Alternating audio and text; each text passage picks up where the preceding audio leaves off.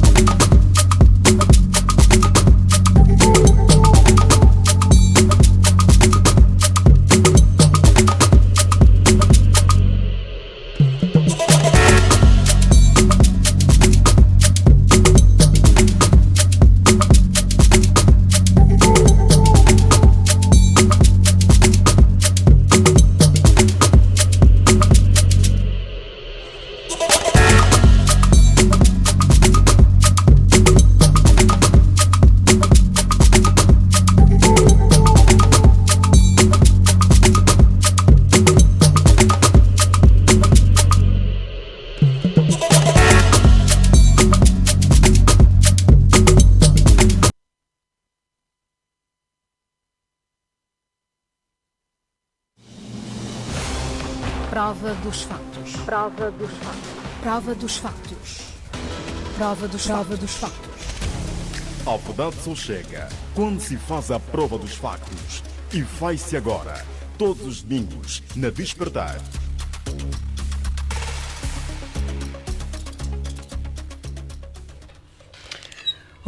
Olá, viva, boa tarde. Chegamos para mais uma edição do Prova dos Factos. Este programa de análise factual acontece todos os domingos, das 13 às 15 horas. Portanto, a trabalhar para si neste domingo, 7 de julho de 2024, está na sonorização o João Caçula, na técnica o Artur Joaquim, coordenação geral de Horácio dos Reis, apresentação de Claudimir da Costa. Os nossos convidados já aqui estão, pelo menos 2 dos 4. Falámos propriamente de David Sambongo, que é cientista político. É a primeira vez que connosco está. Boa tarde, obrigada por ter aceitado o convite. Muito boa tarde, Claudimir. Boa tarde, deputado Eduardo Palanga. É um prazer estar aqui nesse espaço que se propõe provar os factos, né? Porque os factos têm se dito que contra facto não há argumentos, mas em ciência política os factos nem sempre contra factos não há argumento. Os factos devem ser argumentados, justificados e compreendidos. É nessa perspectiva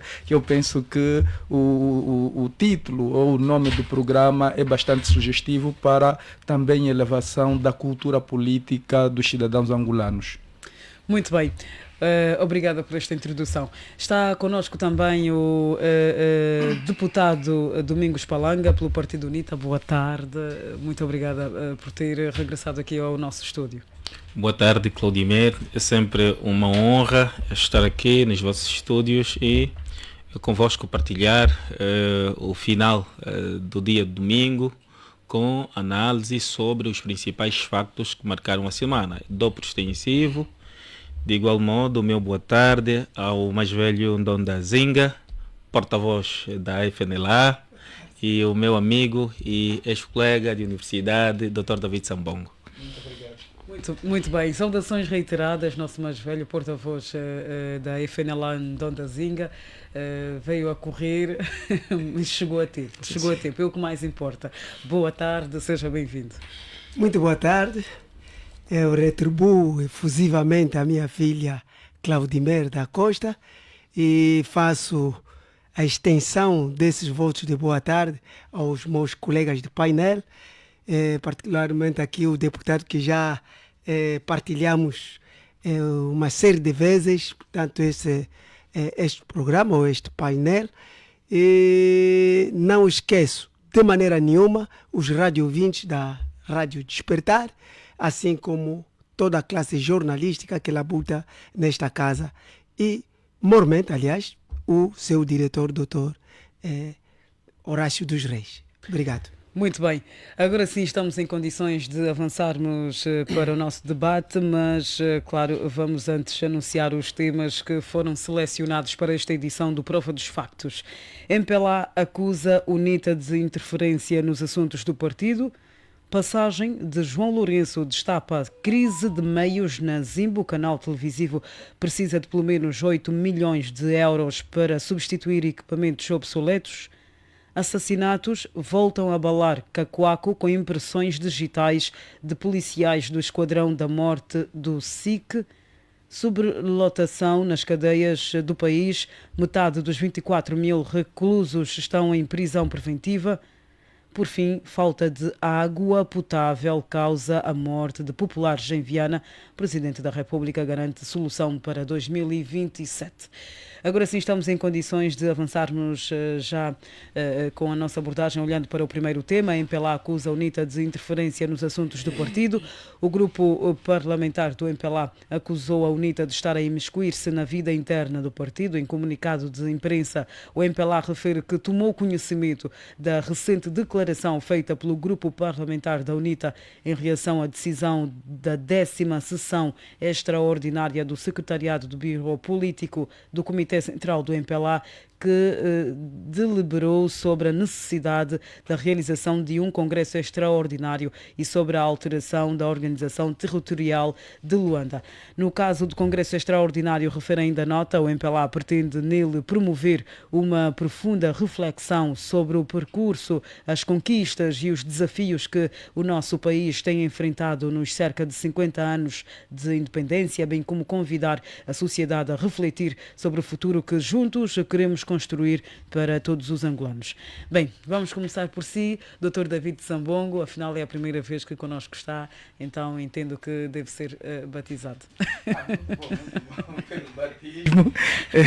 Pronto, é uma notícia, esta notícia, estamos perante a uma troca de mimos que o MPLA e a UNITA nos têm habituados, né? São os dois partidos com vocação para o exercício, conquista, exercício e manutenção do poder político angolano, tanto da sede do poder político angolano, e nesta perspectiva, em função daquilo que nós temos vindo a constatar e conhecemos a realidade tanto desta concorrência ferrenha entre o MPLA e a UNITA, não era previsível que isso acontecesse, e também vem para animar um bocadinho a praça política, o contexto político angolano. Adentrando naquilo que foi a razão da reação do MPLA, e eu tive que pedir mesmo aqui o comunicado para ter acesso àquilo que a UNITA apresentou, portanto a reação àquilo que foi a orientação do Biro Político à sua bancada parlamentar.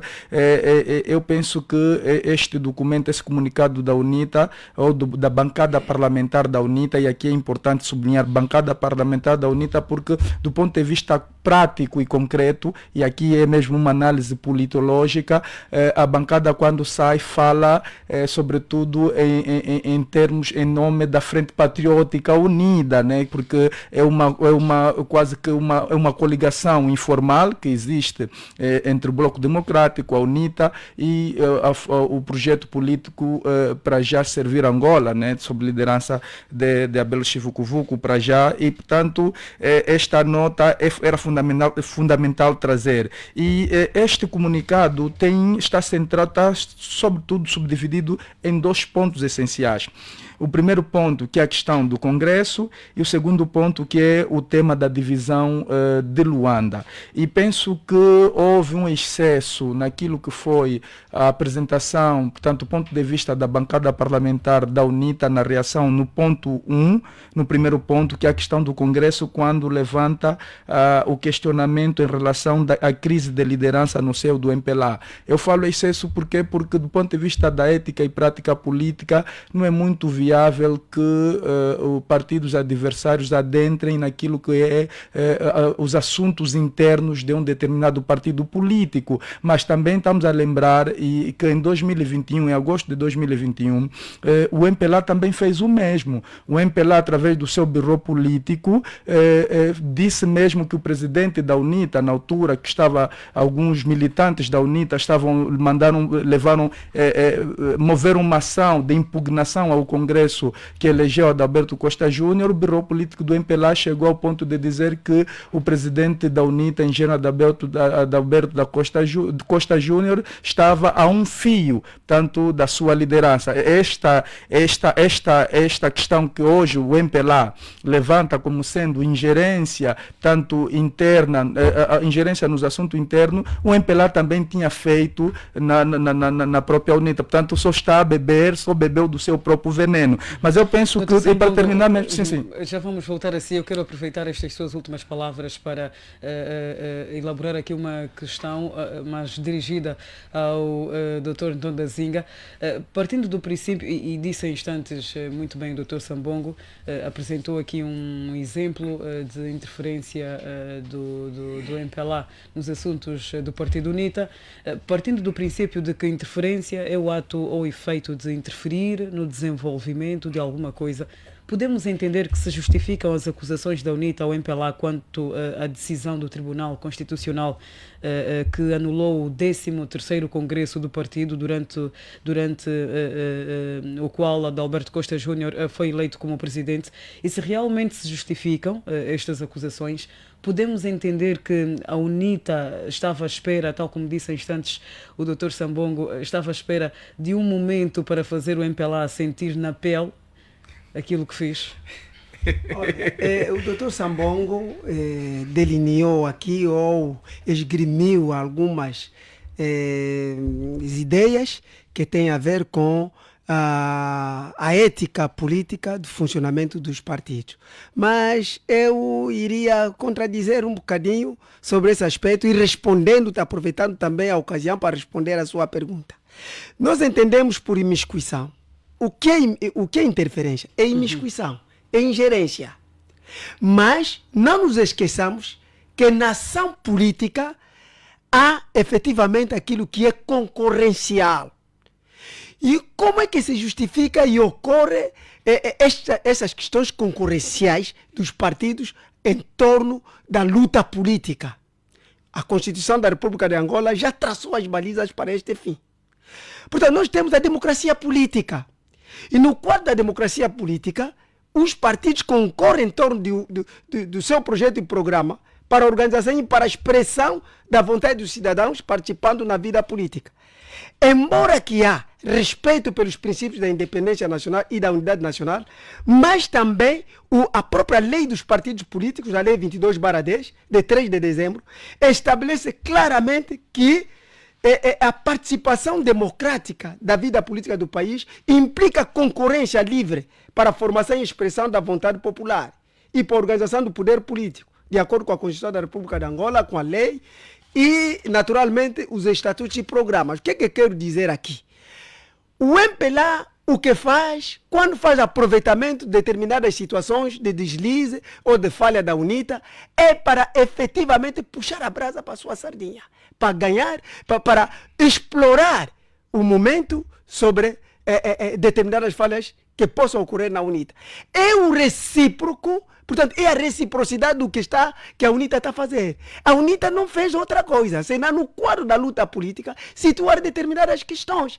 Portanto, quando há problemas que são mesmo de assuntos de interesse público, naturalmente, há um debate político sobre determinados assuntos. A divisão político-administrativa interessa a todos. Cada um tem no seu projeto de sociedade o que ele quer como divisão político-administrativa da Angola.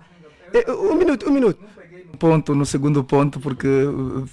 Ok, está bem, não há problema. Mas, portanto, vai retomar. Exatamente, vai já retomar. De certa forma sucinta, é isso que ocorre. Isso é próprio da vida da luta política dos partidos. E vão ocorrer sempre situações desta natureza, explorando qualquer debilidade de outrem. Isso é próprio da política. Muito bem, obrigada, Dr. Ndondazinga, pelo seu ponto inicial. Dr. Domingos, também queremos ouvi-lo a respeito desse assunto. O MPLA diz que, ou realça que ainda, aliás, na sua nota, que a União Nacional para a Independência Total de Angola, a UNITA, privilegia uma narrativa propensa à criação de uma situação de subversão da ordem pública, em vez de fazer uma oposição construtiva por via de um debate plural nas instituições democráticas. Bom, muito obrigado pela questão que coloca, Claudimer. Em relação a esta questão, tenho a dizer o seguinte: o país político, no mês que terminou, junho, produziu um conjunto de factos políticos e que mereceram considerações por parte quer dos atores político-convencionais, quer de académicos e comentadores políticos. E 3 factos saltam à vista. Primeiro, me parece ter sido as jornadas parlamentares do MPLA, que teve lugar no BIE, de 22 a 27 do mês passado, salvo erro. O segundo facto tem a ver com o anúncio, portanto, da divisão político-administrativa da cidade de Luanda. E, portanto, o terceiro foi este anúncio também da realização do Congresso Extraordinário do MPLA, aprazado já para dezembro deste ano. Bom, os 3 factos foram consignados em documento que o próprio partido tornou público. É normal, em sede, portanto, de competição política, que a sociedade pretenda ouvir o parecer, não é verdade, do arquirrival político do MPLA, no caso a UNITA. E no comunicado da UNITA, datado do dia 27, faz-se mesmo referência que a UNITA tornou pública a sua posição em relação fundamentalmente aos 2 últimos factos, divisão política administrativa e Congresso Extraordinário do MPLA, a pedido de um segmento da sociedade angolana. E eu penso ser normal. Penso ser normal a produção de factos políticos, penso ser normal, portanto, comentários à volta dos factos políticos ou reações e contra-reações, porque política tem... Os cultores da ciência política têm apregoado a ideia de que a política é comunicação em todos os seus processos. Portanto, o processo de conquista do poder, o processo de exercício do poder, mas também o processo de manutenção do poder e, se quisermos, de aumentação do poder, como se costuma também a dizer, é tudo comunicação. É tudo comunicação. Então, o que a UNITA fez é completamente normal em sede de competição política. A UNITA não fez mais do que dar o seu parecer publicamente sobre, portanto, os atos praticados pelo seu arquirrival político. Isto não pressupõe, portanto, imiscuir-se nas questões internas do MPLA. A UNITA, portanto, apresentou publicamente apenas o que pensa em relação ao Congresso Extraordinário e a nova divisão política administrativa. Em relação ao Congresso Extraordinário, a UNITA entende, e está expresso no comunicado, que deverá haver alguma crise de liderança no seio do MPLA, por conta do, portanto, do terminar do mandato do presidente João Lourenço. Bom, a Constituição limita apenas para 2 mandatos. Penso que os estatutos do MPLA, e poderá corrigir-me aqui o militante do MPLA no painel, também conformaram a questão da limitação de mandato aos marcos constitucionais. Penso que os partidos estão todos a fazer isso. No último congresso da UNITA, no 13º congresso da UNITA, a UNITA conformou também o exercício de mandatos dentro do partido aos limites propostos pela Constituição para 2 mandatos, e nesta altura, no entender da UNITA, o MPLA está a desdobrar-se no exercício conducente a encontrar talvez uma figura que virá substituir o presidente João Lourenço, ou então, como outra hipótese, estudar formas, ou seja, o MPLA provavelmente estará a estudar formas de propiciar longevidade portanto, ao mandato do presidente João Lourenço. Ou seja, o MPLA provavelmente estará a estudar a possibilidade de proporcionar ao presidente João Lourenço um 3º mandato. Este caminho Dr. é um Palanga, caminho mais difícil. Quero aproveitar estas suas últimas palavras. Peço desculpas por interromper o seu raciocínio, mas preciso mesmo de pegar nestas suas últimas palavras para dirigir a palavra aqui ao Dr. Samora Neves, que, ao contrário do que disse o Dr. Palanga, é apenas jurista e sociólogo. Portanto, Dr. Desculpa, Samora só, Neves. antes mesmo de partir para o meu companheiro Samora, há uma questão que julgo ser importante que colocou, mas vou fazê-lo mesmo em 30 segundos, 1 minuto, a título excepcional, porque o tempo é do Dr. Samora. Falou de que na mesma comunicação que o MPLA fez em relação ao comunicado da UNITA, falava-se que a UNITA, para além de ingerir-se nos assuntos internos do MPLA, pretende criar subversão popular. Também não é verdade. A UNITA é um partido de paz, é um partido promotor da estabilidade. A UNITA é um partido que preocupa-se profundamente com a unidade, a coesão nacional, e temos compromissos muito fortes, portanto, com a paz. Pelo que fica esbatida e não tem qualquer justificativa esta ideia ou intento de pretender atribuir-se à UNITA qualquer convulsão. Se vier a acontecer, não será, portanto, a UNITA a autora disto, mas talvez esta sublevação popular poderá decorrer da insatisfação popular generalizada, portanto, que afeta a população decorrente das más políticas públicas concebidas e aplicadas pelo regime que sustenta o poder. Obrigada, Dr. Domingos Palanga. Dr. Samora Neves, boa tarde. Obrigada por se juntar a nós neste domingo.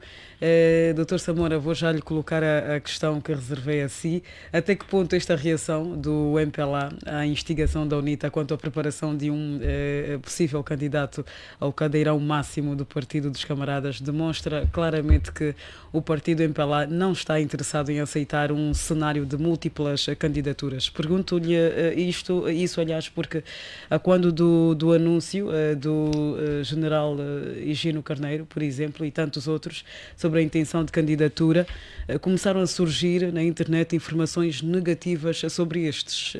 Não sei como é que olha para esta questão. Claude Meire, boa tarde. Boa tarde, doutor Ndondanzinga, doutor Palanga, boa tarde, o doutor Sambongo, exatamente. Portanto, boa tarde aos radiovintes da Comercial Despertar, boa tarde Angola. Estamos aqui para esse exercício democrático que aos domingos vem sempre ao ar e acho que é frutífero. Quer dizer, eu comecei logo já a ser atacado pelo Dr. Palanga, mas pronto, como não estou aqui mesmo como um adversário à UNITA, estou efetivamente aqui a fazer um exercício de cidadania, então vamos partir para este exercício. Eu penso que, antes de ir para a questão que Claudemir coloca de forma direita, fazer se calhar aqui alguma incursão em torno desse tema e dizer que a ideia com que fiquei, e o Dr. Sambongo, quando fazia a sua primeira intervenção, eu fui em parte de acordo com a sua abordagem, transmitiu efetivamente a ideia de que há aqui alguma interferência, alguma imiscuidade por parte da UNITA, aquilo que são os assuntos que, no meu entender, são essencialmente assuntos pertencentes ao partido MPLA, e a UNITA, como temos estado a chamar a atenção, deveria ganhar tempo fazendo outras coisas. Às vezes digo que a nossa oposição começa a perder logo a partida, porque lamentavelmente o tempo que deveria usar para a preparação das eleições que eles avizinham, ficam aqui na briga, quer dizer, a resolver quase os problemas do próprio MPLA, a trabalharem sobre aquilo que o MPLA faz de forma interna. Obviamente que o assunto anunciado pelo MPLA em relação ao Congresso Extraordinário é um assunto unicamente do MPLA. Os partidos políticos têm todos liberdades, direitos de fazer os congressos a tempo inteiro, quando bem entenderem. Se quiserem trocar de presidentes, podem o fazer. E eu não vejo por que razão a UNITA se incomodou com esta situação, não é? Porque o MPLA está apenas a se organizar, e eu aqui, quando se fala aqui de alguma crise de liderança, me parece que eu não sei o que é que está a ocorrer. Talvez não se esteja a fazer um estudo devidamente cuidado, não se deve estar a fazer uma análise concreta, ou não se está a ler os sinais dos tempos. Não há crise de liderança em concreto.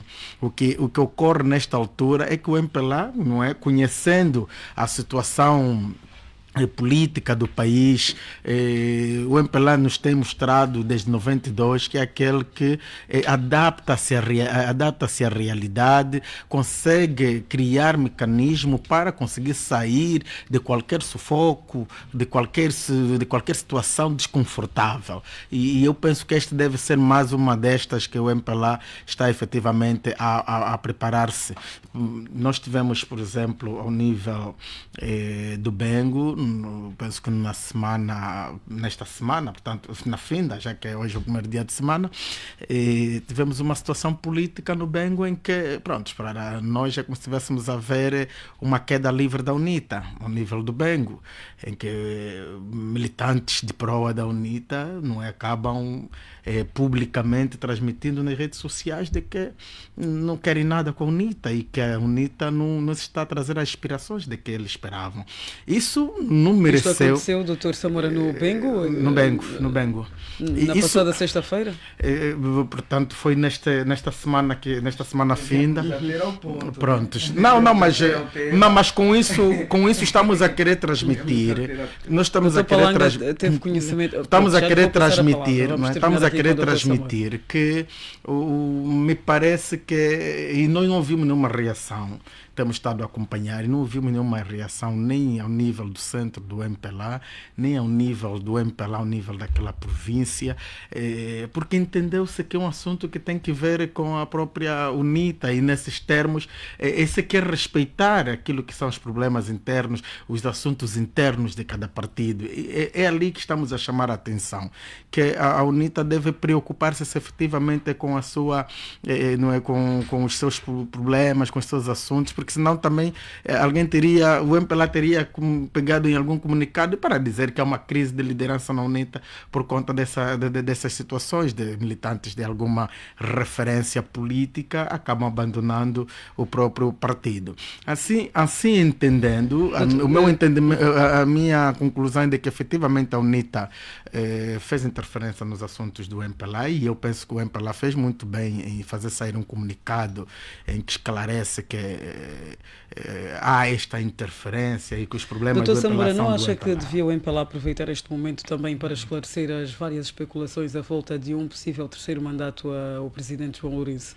Nunca o fez de forma eu acho que o MPLA está a agir bem, porque não está a dar... a ser prudente. Não, quer dizer, aqui a ideia é que está a agir bem porque o MPLA concentra-se no foco. Me parece que é esta a intenção do MPLA, porque se ficar preocupado em ouvir aquilo que a oposição traz e depois vai perder tempo quando devia se organizar para ter para as eleições e se calhar manter o poder, iria perder tempo. Este é o meu entendimento, até porque foi dito nesta rádio, penso que no decorrer da semana eu também fiz alguma intervenção nesse sentido, e eu disse que isso é um não assunto, porque não me parece que aqui estamos num cenário de discussão de um terceiro mandato do agora também do protocolo de Malabo. Sim, do presidente João Lourenço, porque o MPLA não aborda o assunto, aquele que deveria abordar, o próprio presidente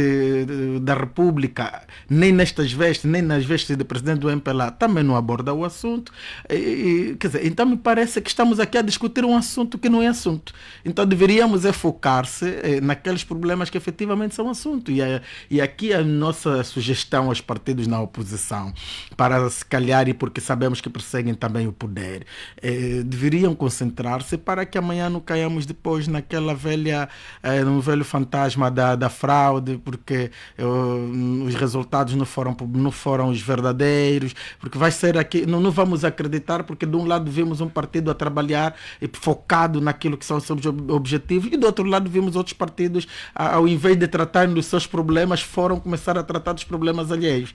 Então não me parece ser o melhor caminho, aqui muito aconselhando se calhar o nosso doutor Ipalanga, que leve se calhar mensagem à direção da UNITA, e por que não, aliás não ocorreu com a FNLA, mas dizem que quando está a queimar a barba do vizinho, você deve temos que colocar aproveitar a nossa sim, então aí o doutor Ndondanzinga também fica atento a isso, e para permitir mesmo que concentrem-se, porque vem aí 2027, e se em 2027 justamente não estiverem preparados, o que é que vai acontecer? O MPLA vai fazer a manutenção do poder, vai continuar a ser poder, e a oposição vai continuar na desculpa habitual da fraude, e vai ser sempre, a caravana vai sempre prosseguir. Muito bem. 1 minuto ao Dr. Sambongo, depois ao Dr. Ndondanzinga. Dr. Sambongo, eu sei que... Não, fico com a impressão que quando eu faço a minha abordagem, todos depois querem reagir. Não. Dr. Samora, por que será? Pronto, há quem diz que a verdade às vezes incomoda, não é? Incomoda, mas liberta, não é? Pois é. Então lá, Claudimer. Eu queria ser... Só para concluir aqui a frase. Bem, vamos... Fez referência que... Vai passar 1 minuto para cada minuto interveniente, Dr. Sambongo, e depois diria também 1 minuto ao Dr. como não se fez referência, porque fomos os visados. Exatamente. Era só para pedir 1 minuto também. Enquanto arrefece e pensa nas palavras aqui referidas pelo Dr. Samora, vou passar a palavra ao Dr. Sambongo rapidamente, por favor.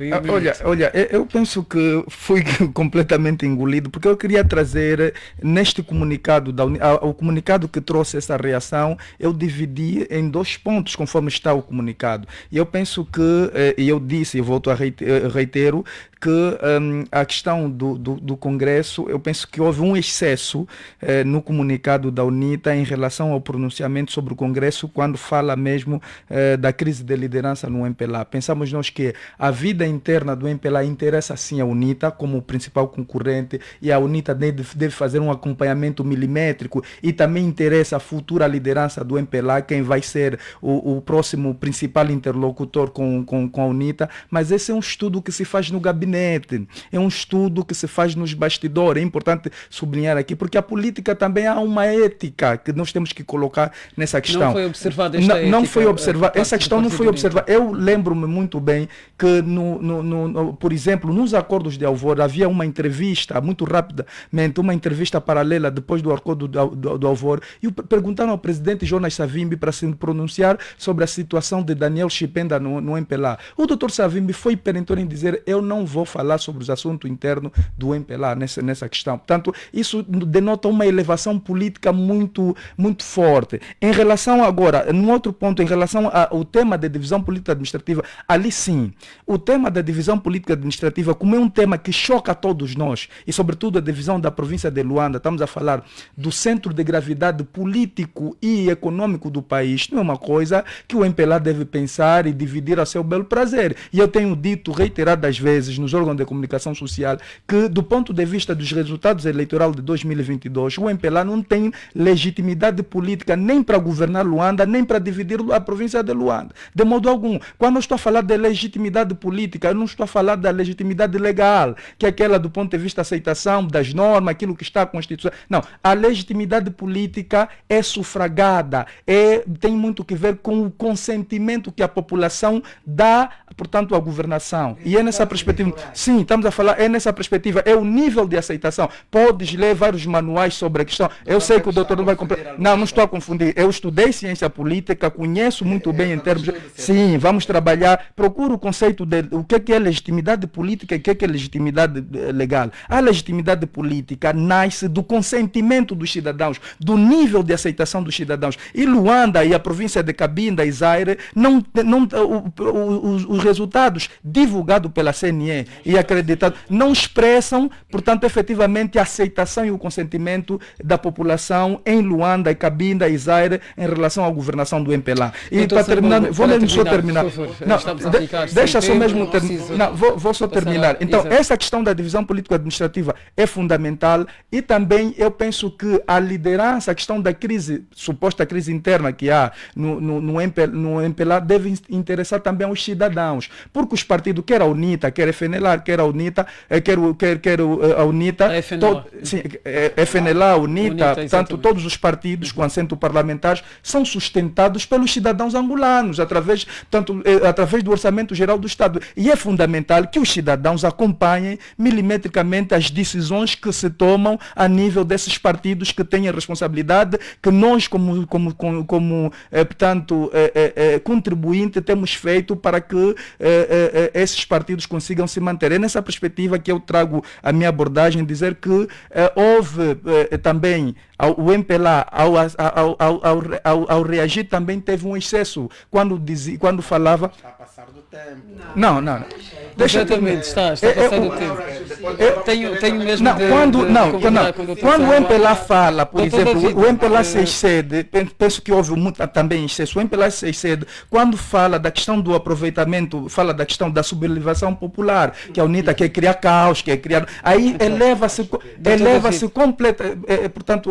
completamente e pensamos nós que, para terminar mesmo a minha abordagem, por favor, pensamos nós que nessa questão quer o MPLA, quer a UNITA precisam acalmar os ânimos, porque ainda não estamos na fase eleitoral. Muito bem.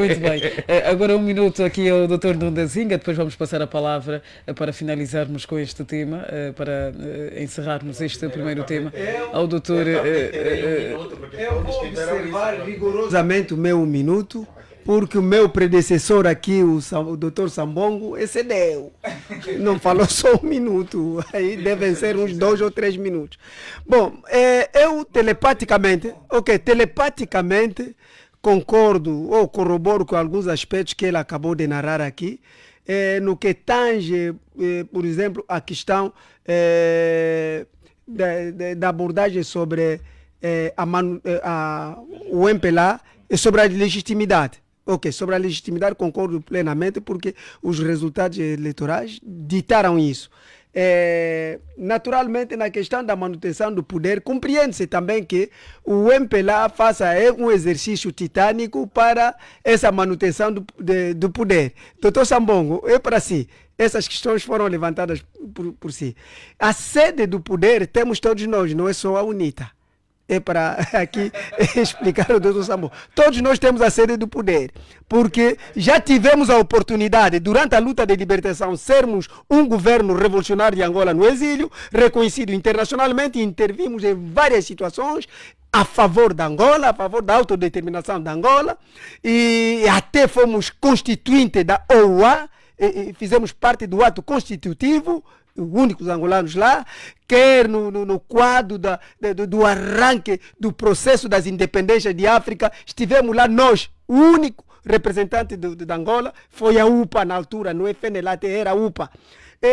E neste preciso momento sempre tivemos a vocação do poder. Aliás, no governo de transição fomos nós que abrimos, com experiência acumulada. Os próprios acordos de Alvor foram, portanto, são de autoria da FNLA, que deu independência a Angola. Portanto, nunca minimize, nunca dispensa a FNLA, diga concretamente, somos todos nós partidos com vocação, com sentido de Estado, vocação do poder e sede mesmo do poder. Nós queremos destronar mesmo o MPLA, quer a UNITA, como a FNLA, como qualquer outro partido. É nosso interesse, é nossa vontade.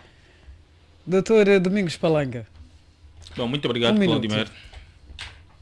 Muito obrigado, Claudimer. Bom, em relação às deserções, eu, sinceramente, faço muito o corredor norte, aqui as províncias, Luanda é a praça habitual, mas faço muito as províncias do Zaire, Bengo e Kwanza Norte. Eu não conheço o dito militante que possa ser que seja militante da UNITA, porque, pronto, a UNITA é um partido com milhares de militantes, mas, particularmente, eu escuso-me de tecer qualquer comentário em relação a este senhor que se auto-intitulou como militante da UNITA e que, não sei quantos, e que, pronto, decidiu abandonar o partido. Isso para nós não é matéria relevante. Se efetivamente foi militante do partido, seria bom que ficasse. Mas se decidiu ir, desejamos, portanto, boa sorte. Mas, como disse, nós não olhamos para isto como crise como tal, né? Não há nada crise, portanto, de militância, porque a UNITA é dos partidos políticos que efetivamente mais cresce. E se olharmos para o outro prisma, é muito comum esta mobilidade de militantes entre o MPLA e a UNITA. E até do ponto de vista doutrinal, os politólogos brasileiros chamam disso janela partidária. Há, inclusive, algo curioso no Parlamento brasileiro, né? Deputados que, em exercício de mandato, podem mudar de bancadas e de partidos. Eles denominam isso como janela partidária. Por isso é que para nós isto é efetivamente não assunto. Olhe, por exemplo, que nós temos o filho de um cofundador do MPLA, Francisco Viana, e um guru da classe empresarial angolana no nosso grupo parlamentar, a prestar serviços extraordinários a favor da Frente Patriótica Unida. Mas nós não estamos... mesmo para terminar, o Marcolino Moco fez campanha a favor da UNITA. Nós não fizemos disso notícia. Eu não sei como é que, prontos, o meu amigo encontrou um seu amigo lá num lugar qualquer no Bengo, que através da sua página do Facebook terá tecido considerações públicas, dizendo que é militante da UNITA e que estava desavindo e quer fazer disso um assunto e trazer num espaço público de grande relevância social, política. Eu penso que não é por aí. Em relação ao... Obrigado, Dr. Domingos Palanga. Um minuto, Dr. Samora Neves. Por favor, muito obrigado. Obrigado mesmo. Para observarmos aqui o princípio da igualdade, de tratamento para circunstâncias iguais. Muito obrigado, Claudimer, pela solidariedade.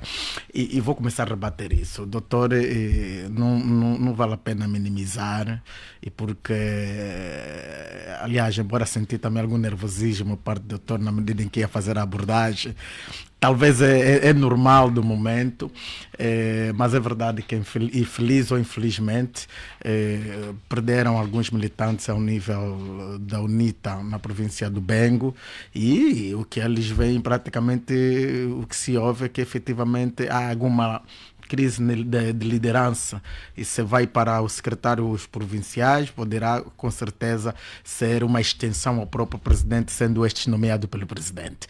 Mas pronto, eu quero acreditar que é um assunto que eu trouxe aqui a título de exemplo, que o MPLA não fez, não fez aproveitamento sobre este facto, e para mim isso é ética política.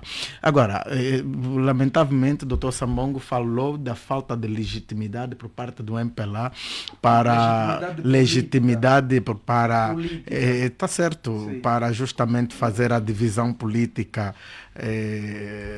portanto de Luanda, Zaire e Cabinda, talvez porque esteja a se referir por serem províncias que a oposição tem mais deputados, teve mais tanto deputados nesses lugares comparativamente ao MPLA.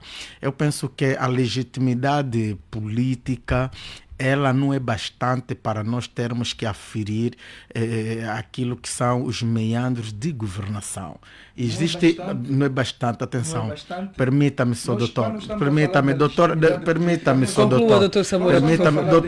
deixa-me só, estou mesmo o microfone do doutor está fechado, e deixa-me só, atenção, a legitimidade política, ela é efetivamente acompanhada da legitimidade constitucional, e do ponto de vista constitucional, quem está balizado para governar Angola, e como sabemos, constitucionalmente, Angola não pode ser governada em partes, ou seja, quem for legitimado ou sufragado para que seja governo, vai só governar 15 províncias pelo facto de ter perdido em 3 províncias. Eu penso que não pode fazer aqui um olhar muito isolado. Assim sendo, e aqui mais uma vez eu entendo que o problema ficou, primeiro, somente para o MPLA, porque o que é que o MPLA fez naquilo que eu entendi? O seu secretariado do Bureau Político mandatou o seu grupo parlamentar para finalizar mesmo já para o efeito. E a UNITA, eu penso que conhece bem, melhor se calhar que todos nós aqui, conhece bem qual é o espaço em que ele vai discutir isso. Não é possível este assunto ser discutido sem que a UNITA dê a voz, porque ela vai ser discutida ao nível da Assembleia Nacional, onde a UNITA tem uma bancada parlamentar, portanto também com essa legitimidade que lhe foi dada. Esse documento vai sair portanto, da Assembleia Nacional, como dividindo ou não Luanda, e isso é legitimidade. A legitimidade que vamos ter ali é justamente que é a Assembleia Nacional, o círculo que os próprios cidadãos decidiram que seja composto na composição, passo a redundância, que tem, e o que de lá sair é justamente o que deve ser aceito, porque é o que foi determinado. Assim sendo, tem sim o MPLA legitimidade para propor, atenção, ela não determina, quem determina a Assembleia Nacional. O MPLA tem sim legitimidade para propor a divisão política administrativa, e Luanda, Cabinda e Zaire não é exceção. Obrigada, Dr. Samora. Estamos agora com 14:06. Não podemos permanecer neste tema, exatamente, porque temos mais 4 por abordar e já são 14:06, então temos mesmo de evoluir. Eu peço-lhe desculpas, Dr.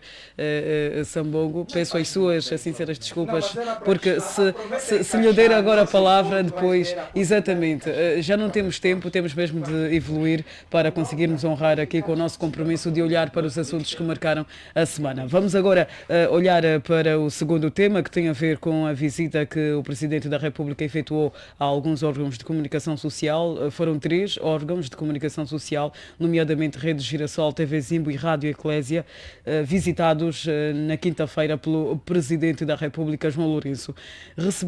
Foi recebido, neste caso, o chefe de Estado angolano pelos responsáveis destes órgãos de comunicação social. Na TV Zimbo, João Lourenço encontrou um cenário de uma televisão mergulhada em necessidades. Sob para recuperação técnica, o responsável desta cadeia televisiva, deste órgão que é a TV Zimbo, adiantou que precisa-se de pelo menos 8 milhões de euros, além de outros problemas que neste momento precisam de ser solucionados.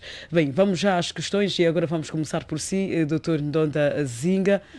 Estará João Lourenço a abrir uma nova era na relação com a comunicação social, ou trata-se simplesmente de um exercício de cosmética?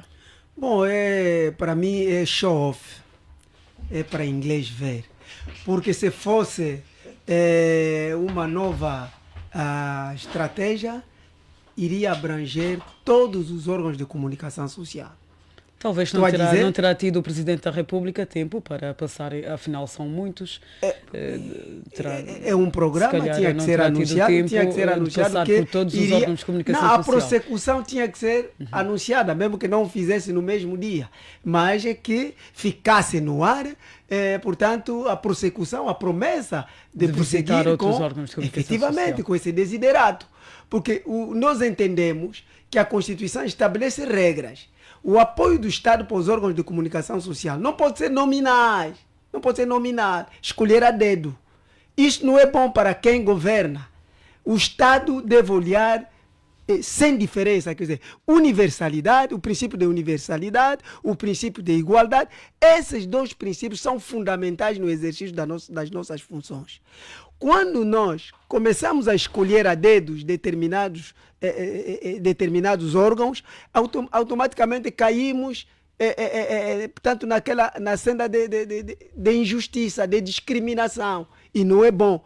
E eu acho que foi um show-off para o presidente efetivamente criar um facto político nesse sentido, porque, aliás, a comunicação social é o quarto poder, e não é em vão que é considerado o quarto poder, exerce uma influência forte, portanto, na sociedade.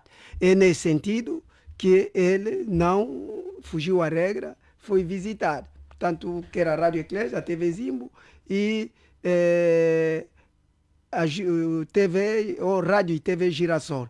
Mas aqui eu queria falar da TV Zimbo no que tange o próprio ponto. Por favor, o próprio ponto. Tem mais um minuto. Pois, o próprio ponto fala, portanto, dos equipamentos obsoletos que precisam de ser substituídos e que precisam de cerca de 8 milhões de euros.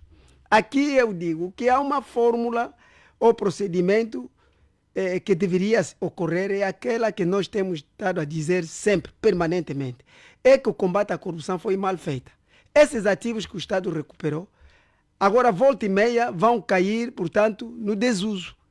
Doutor Nuno Ziga, vou já aproveitar para lhe colocar esta questão. Acha que esta realidade na TV Zimbo, ou que o Presidente da República encontrou na TV Zimbo, que neste momento, dentre outros problemas, precisa de substituir os equipamentos que lá estão já há algum tempo, acha que esta realidade, de certa forma, reduz o valor de mercado deste imóvel que, na verdade, o Governo pretende privatizar há já algum tempo? Efetivamente, porque o valor insere-se quer no aspecto imobiliário, nos equipamentos e no valor que tem o órgão, portanto, na sua operacionalização. Portanto, com os equipamentos obsoletos, penso que não vai, o modus operandi não vão ser mais adequados, não é? Quem vai comprar, acho que vai exigir que se venda, conforme disse um analista, a preço de banana. Portanto, a manutenção, o que devia haver aqui é a manutenção das empresas pelos proprietários primitivos. Aqueles os primeiros, devia-se fazer o retorno aos seus investidores primitivos. Por quê? Porque no quadro da privatização, eles, como têm os ativos e sabem quais são os objetivos que eles tiveram para esses órgãos, iriam melhor explorar. Talvez seria assim, ou alienação, talvez transmissão do direito de propriedade para uma pessoa através de concorrência. Essa venda deve ser de forma concorrencial e não é de escolher a dedo. Obrigada, doutor Ndondazinga. Ou talvez o Estado assuma a responsabilidade de substituição desses equipamentos e continue na alçada do Estado. Doutor Samora, o Executivo tem por obrigação estimular e apoiar os órgãos de comunicação social. Por que é que isso só tem sido feito, aliás, com alguns? Por que é que há esta separação? Por que é que o apoio chega a alguns e a outros não? Eu não conheço de forma muito concreta como é que é feito o apoio, não é? Não me lembro ter recebido ou ter informações de que não, independentemente daquilo que consta da lei, sabe que a lei é geral e depois a lei tem que efetivamente estar na prática e a execução da lei, não é? O cumprimento da lei decorre também de um conjunto de realidades, de cenários, porque a lei diz tudo e mais tudo é em função daquilo que é possível fazer. Diz-se que o impossível não se exige a ninguém.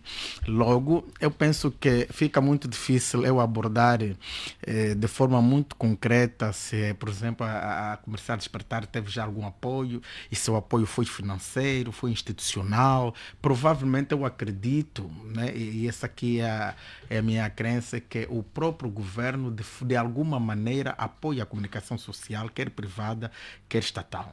De alguma maneira poderá eventualmente não fazê-lo em determinadas circunstâncias do ponto de vista financeiro, mas pelo menos do ponto de vista institucional tem estado justamente a fazer. E aqui temos que dar nota positiva, porque não são todos os dias que um presidente sai para visitar determinados órgãos de comunicação social. E, aliás, o Dr. Ndondanzinga trazia a ideia de que poderia-se visitar todos, ou fazer um cronograma de visita de todos os órgãos de comunicação social. Eu penso que pode não estar anunciado, mas quero acreditar que sempre que possível, sempre que as circunstâncias assim permitirem ou exigirem, eu acredito que, se não for o próprio presidente, através dos seus órgãos auxiliares, poderá seguramente visitar qualquer um que seja, qualquer elemento ao nível da comunicação social. Nem que seja por um membro de um determinado órgão que o próprio presidente da República, nesta condição, dirige, né? Nem que seja um membro do Conselho da República ou de qualquer outro órgão, desde que efetivamente tenha esta ligação. Eu penso que tem a possibilidade de transmitir ao presidente da República o que ocorre. Pode ser até a UNITA, por exemplo, os deputados da UNITA, do MPLA, os deputados da FNLA, podem visitar também a comunicação social e levar a informação ao presidente da República, porque uma só pessoa não acredito que terá a possibilidade de visitar todos os órgãos de comunicação social em curto prazo. Desculpa, em curto prazo. Muito bem, doutor Samora Neves, muito obrigado pela sua opinião. Vamos passar, peço-lhe desculpas, mas temos pouquíssimo tempo. Vamos passar a palavra ao doutor Domingos Palanga. Doutor Domingos Palanga, estará, ou seja, qual é a avaliação que faz desta iniciativa do Presidente da República? Tal como disse o Dr. Samora Neves, dificilmente sai o titular do Poder Executivo para visitar os órgãos de comunicação social. Apesar de ter selecionado só 3, acho que... Eu não disse que dificilmente sai, Claudemir. Não foi isso que eu disse.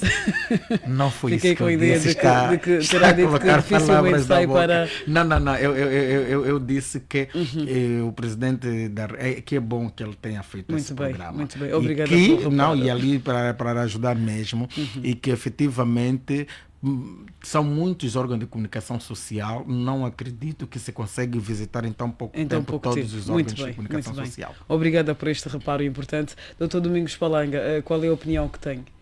Bom, eu penso que a comunicação social são órgãos, são instituições importantes para a maturação do nosso Estado democrático de direito, para o aprofundamento da nossa democracia, mas sobretudo para ajudar no esclarecimento e na formatação da consciência cidadã, portanto, no nosso país. Bom, o que também eu acho que na matéria em referência que dá conta de que a TV Zimbo está com, dívidas e déficits financeiros para manutenção e torná-la operacional como noutros tempos, penso que era hora de o governo não permanecer a assumir este fardo, porque até nesta altura faz parte do grupo de órgãos de comunicação social que estão sob a esfera do Estado. Era bom que pudéssemos, enquanto Estado, criarmos condições de promovermos concursos públicos para permitirmos que os players do setor da comunicação pudessem remeter as suas candidaturas e, seja por via de cooperação público-privado, seja por via da privatização efetiva, mas que o Estado não fosse, portanto, a assumir todas as responsabilidades com os órgãos de comunicação social que no quadro do processo de arresto foram para a sua esfera. Não pode porque é onoroso para o Estado. O nosso governo, o nosso Estado debate-se já com problemas de tesouraria, não é verdade? Mas também não é bom, fora desta dimensão econômica do problema, não é bom que o governo tenha sob seu controlo órgãos de comunicação social. Por quê? Por conta dos riscos de poder influenciar a opinião pública e formatar a bel prazer, portanto, a consciência cidadã. Não para servir a cidadania como tal, mas com risco de poder servir interesses meramente partidários, cujas vantagens, portanto, poderão alimentar, poderão se constituir em ferramentas de manutenção de poder de um determinado partido político. Obrigado, a prática Dr. Palanga. política angolana Obrigado, Dr. Domingos. aponta mesmo que há um costume de se instrumentalizar os órgãos de comunicação social a favor de um determinado partido político. Obrigado. Isto não é bom para a nossa democracia. Muito bem. Dr. David Sambongo, até que ponto partilha das palavras aqui proferidas pelo Dr. Domingos Palanga? Não, primeiro fazer uma reclamação. Eu penso que os partidos políticos aqui têm mais tempo em relação a nós que vivemos na veste de cientista político, e que peço a justeza na questão do tempo, Claudimir. Eu penso que eu gostava de trazer aqui, e é importante sublinhar a importância, passo a redundância, dos órgãos de comunicação social para o sistema político angolano. E aqui eu falo do sistema político como sendo o conjunto de instituições em interação vocacionadas para o exercício do poder político. Não me estou a referir ao regime político, se é democracia, se não é democrático. Estou a falar do sistema político, e os órgãos de comunicação social são para o sistema político são como sangue para a circulação, portanto, do sistema político. E eu quero dizer o seguinte: para chegar ao poder, assim como para exercer ou prestar contas aos cidadãos, política e comunicação. E é aqui onde eu gostava de centrar a minha análise, porque na democracia a base, a fonte de legitimação implica necessariamente também a comunicação. E eu fico, por exemplo, o que está acontecendo com a TV Zimbo, essa visita do Presidente da República à TV Zimbo, e temos que, de alguma forma, o Presidente foi feliz em ter visitado a TV Zimbo, de ter visitado a Rádio Eclésia e também a Rede Girassol, foi feliz. Entretanto, eu fico muito preocupado, e é uma situação muito triste, como é que a primeira televisão privada de Angola só teve a amabilidade, só teve a honra de ser visitado por um chefe de Estado em 18 anos, em 16 anos de existência, uma única vez. E sobretudo na questão da prestação de conta, o Presidente da República, como titular do Poder Executivo, os órgãos de comunicação social são espaço de prestação de conta aos cidadãos. Nós temos que ter essa capacidade, e nós não podemos não podemos minimizar, portanto, a importância dos órgãos de comunicação social para um Estado, para uma democracia. Infelizmente, em Angola, parece que a comunicação social não é o quarto poder, é o quarto do poder. Portanto, é lá onde o poder dorme, faz as suas coisas e faz o como bem entender. Portanto, devia ser o quarto poder. E eu queria trazer, porque a Rádio Despertar, a Rádio Eclésia, as outras rádios têm de ter essa amabilidade, essa não sei se é coragem, mas têm de começar a escrever para entrevistar o Presidente da República. O Presidente da República presta entrevista nos outros órgãos de comunicação social internacional, mas não vai para para os órgãos de comunicação social público na sua estação, não estou a falar aquelas entrevistas coletivas, não, na estação, para prestar entrevista. Portanto, ele é o principal gestor da coisa pública. Eu estou a dizer, Finalize. o presidente da República tem obrigação acrescida. Não, deixa terminar, sim. Mas o presidente da República é uma questão. O presidente da República, nós temos que, enquanto cidadãos, o presidente da República está ali. Nós pagamos muito bem para o presidente da República viver em condições, pagamos segurança, pagamos um conjunto de serviços. E o presidente da República tem muito privilégio. Isso são os ganhos da política, que é a honra e o privilégio. Entretanto, não obstante desse, o presidente da República tem que ter a responsabilidade de vir a terreiro, de ser convidado pelos órgãos de comunicação. Isso não pode ser novidade. E eu vi aquilo que passou, por exemplo, no Jornal de Angola. O Jornal de Angola reportou o sentimento dos trabalhadores da TV Zimba em relação à visita do presidente da República, aquele todo regozijo. Eu senti uma tristeza no fundo do meu coração, porque não se concebe. Portanto, o presidente da República não faz um favor. Obrigado, doutor Tem Sambugo. essa obrigação. O presidente da República tem a obrigação de ir para os órgãos de comunicação social, deve ser chamado constantemente, deve ser convocado, deve ser convidado para prestar conta. Obrigado. Doutor Sambungo, Não, estou a fazer uma abordagem diferente da Agora são sua. já Portanto, 14. eu sinto muita pena que os nossos órgãos de comunicação social não tenham, portanto, o privilégio e a honra de entrevistar diretamente à sua estação um chefe de Estado. Muito bem.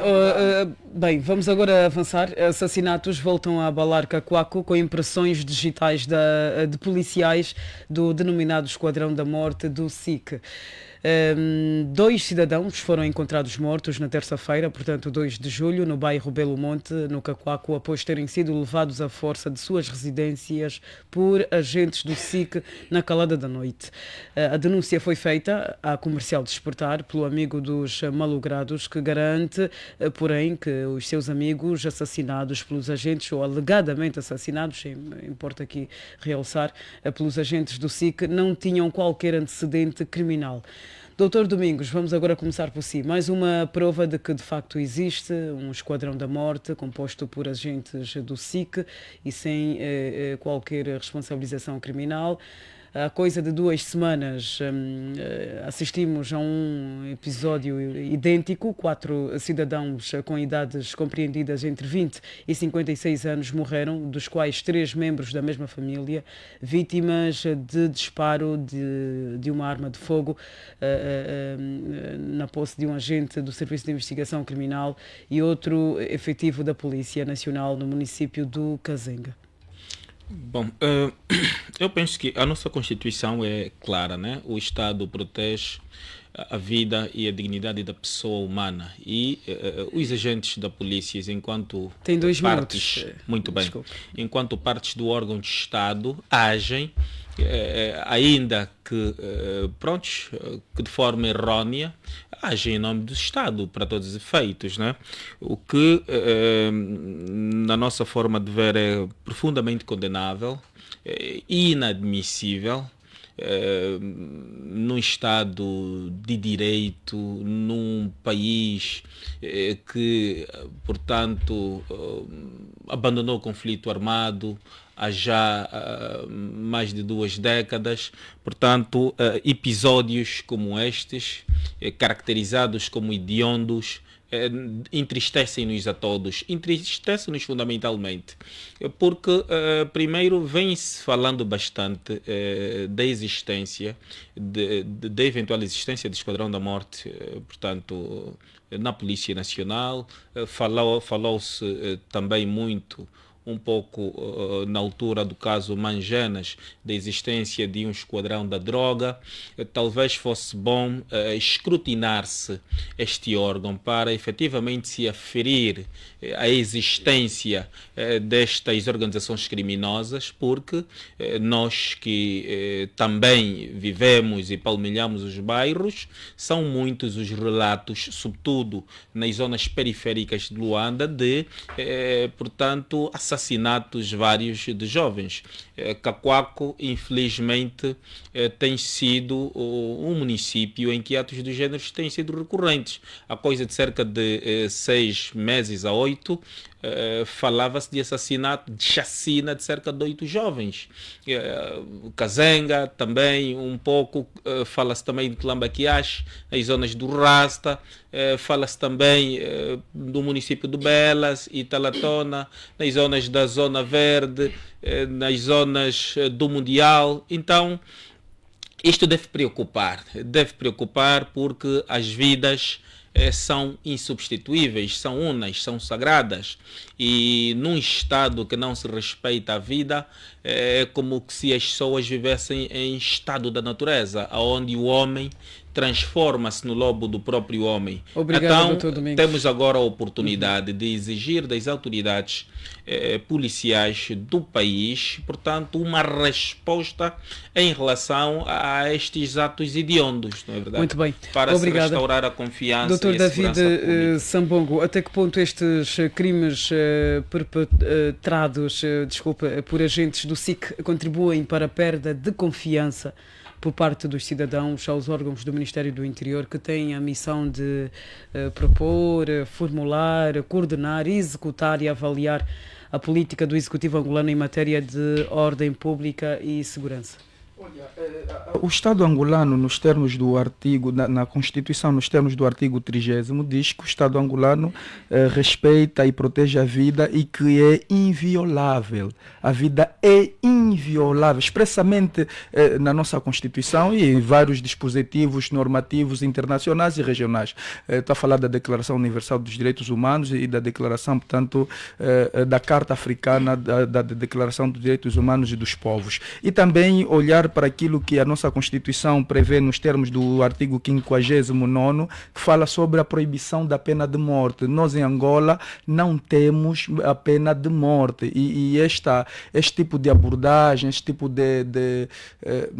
como vai lá, a forma como o Serviço de Investigação Criminal às vezes tem abordado o assunto da delinquência, o assunto da criminalidade violenta, não tem sido o mais correto possível. E também nós temos que ter aqui alguma sensibilidade no tratamento dessas questões, porque é verdade que nós temos muitos crimes violentos a nível dos bairros, sobretudo a nível da província de Luanda, as zonas suburbanas, as zonas periféricas, há um crescer de violências fortes, as pessoas estão a abandonar as suas próprias residências, e isso aconteceu, por exemplo, no meu município, onde eu resido, no município de Cacoaco, há focos de muita delinquência e que as famílias sentem-se muito inseguras. Há um sentimento, pese embora o Ministério do Interior vem sempre a terreiro dizer que nós não estamos seguros, está tudo sob controle, mas infelizmente há sempre muita criminalidade a nível não só das periferias, até no centro da cidade. Estamos a falar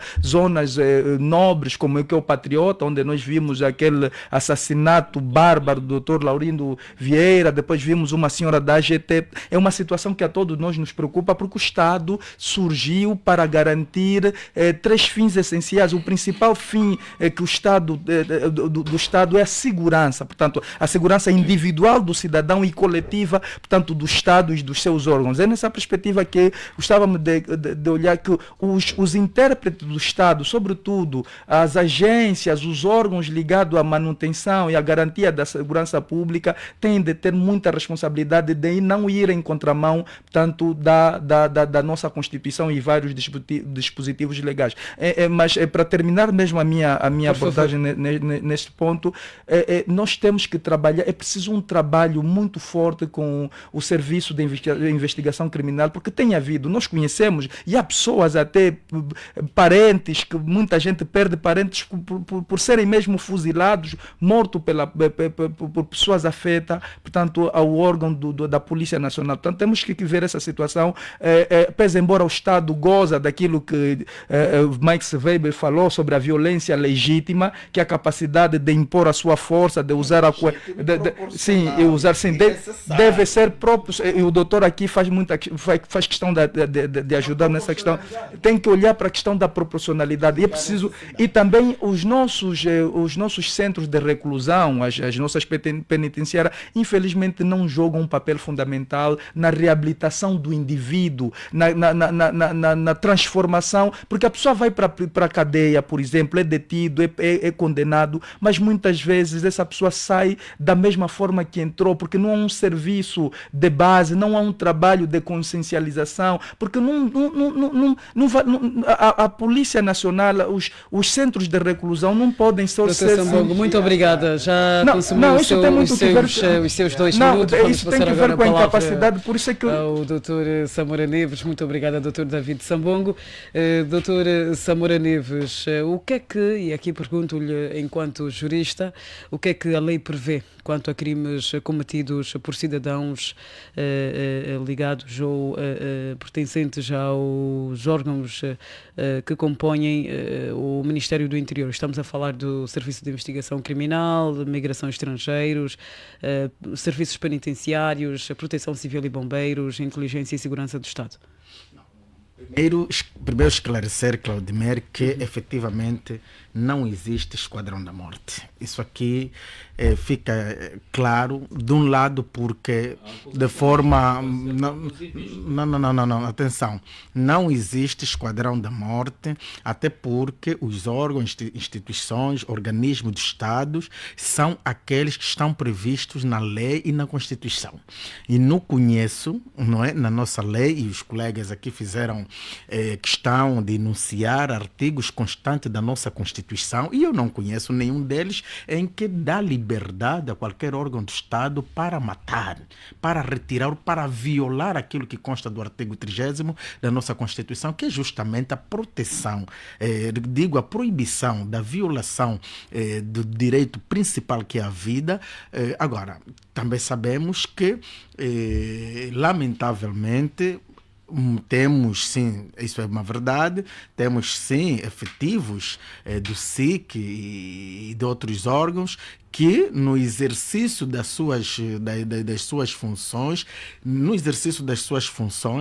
às vezes, quando são afrontados, quando dentro daquilo que é a legitimidade que têm, ou o direito que têm de uso proporcional da força, às vezes excedem.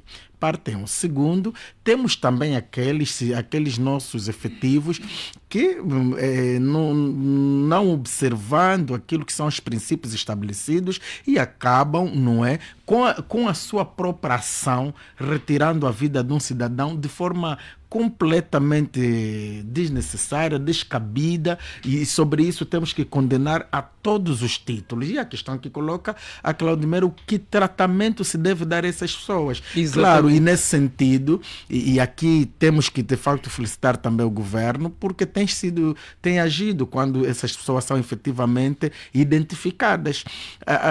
Todas as pessoas, qualquer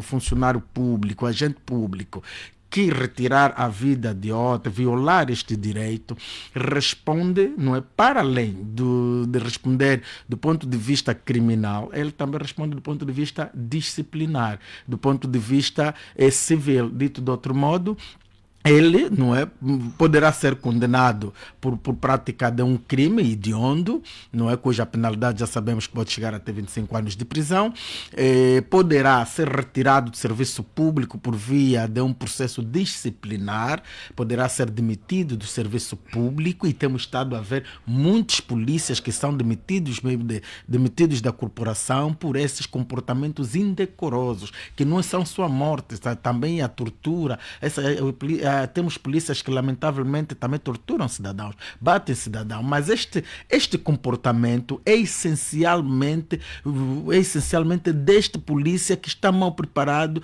deste mau cidadão, deste mau agente da corporação. E sobre isso tem que continuar a ser responsabilizado. E como disse, a responsabilização civil, não é? Têm sido responsabilizados, Dr. Samora. É justamente o facto, eu digo, a ação pelo qual esses cidadãos depois devem indemnizar as famílias, devem indemnizar aos cidadãos que são efetivamente ofendidos nos autos. Então, nesse sentido, eles têm responsabilização criminal, responsabilização disciplinar e responsabilização civil, e muitos desses estão fora da corporação, provando mesmo, e fica provado assim, que não existe esquadrão da morte, pois se existisse, eles não seriam responsabilizados nesses termos. Obrigada, Dr. Samora Neves. Vamos finalizar com as palavras do Dr. Dondazinga. Até que ponto concorda com o Dr. Samora Neves quando diz que estes agentes têm sido responsabilizados e de que também não existe Esquadrão da Morte composto por agentes do SIC? Lamentavelmente, esta é a visão do Samora. Eu não sei se Samora vive nas nuvens ou continua a navegar nas nuvens, porque da outra vez aqui ele... É melhor ligar para todos ouvirem isso. Conseguimos ouvir, está ligado. Prestem bem atenção. Eu não sei se Samora Neves está assim ligado. Passa a vida a navegar nas nuvens ou vive mesmo aqui nesse espaço terrestre da Angola. De outra vez aqui neste painel, pelo menos hoje evoluiu um bocadinho. Está a reconhecer que existe. Não existe o esquadrão da morte, mas existem policiais que matam. Por favor, permita-me que eu não me desvia o fio. Não me desvia. Eu penso que não fique nervoso, mas não estou nervoso. Tem que ficar calmo, porque eu entendo, doutor. Esse assunto senão vai sério. se perder, doutor.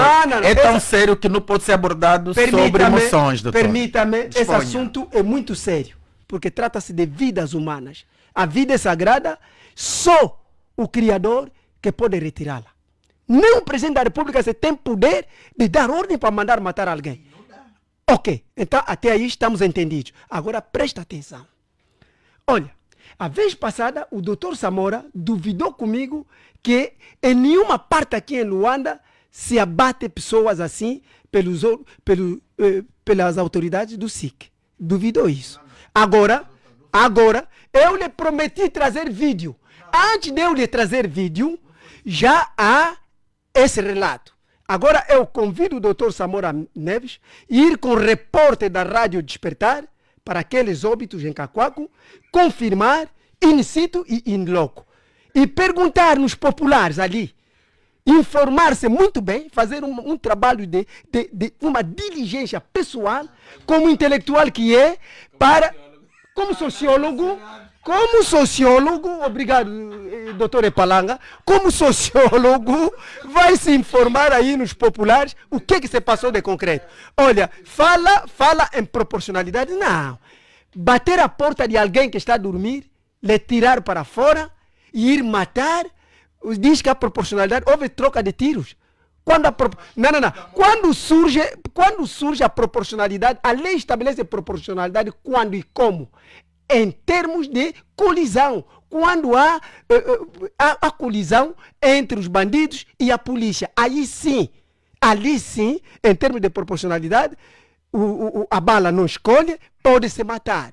Mas você ir fora a casa de alguém, bater a porta, trazê-lo para fora, desarmadamente, ele desarmado, você armado, e ir abatê-lo ali à frente do seu quintal, diz que há proporcionalidade? Ali há proporcionalidade? Ok, pronto, vou prosseguir, permita-me, por favor, para podermos também avançar para... Não, um minuto, é apenas um minuto. Olha, doutor Dondazinga, dê-me só a liberdade. Pode dar sequência. E eu parafraseio os que disseram aqui os meus predecessores sobre o artigo 59º e o 30º. Isso é que deve ser de rigor. Isso deve ser de rigor. Não disseste muito bem. A integridade moral, intelectual e física das pessoas é inviolável, caro doutor Neves. é inviolável. O Estado tem a obrigação de respeitar e proteger a pessoa e a dignidade humana. Ok?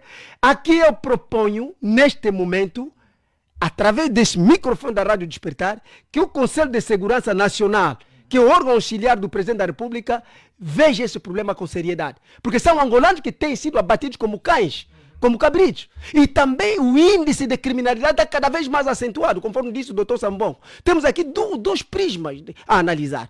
Há aqui a componente criminalidade e, por outro lado, o contexto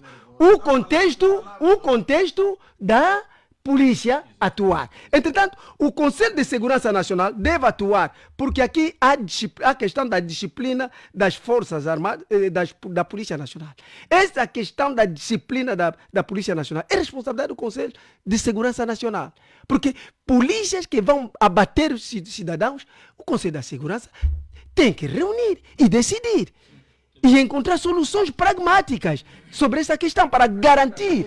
Doutor Nondazinga, para garantir, muito obrigado a ordem constitucional.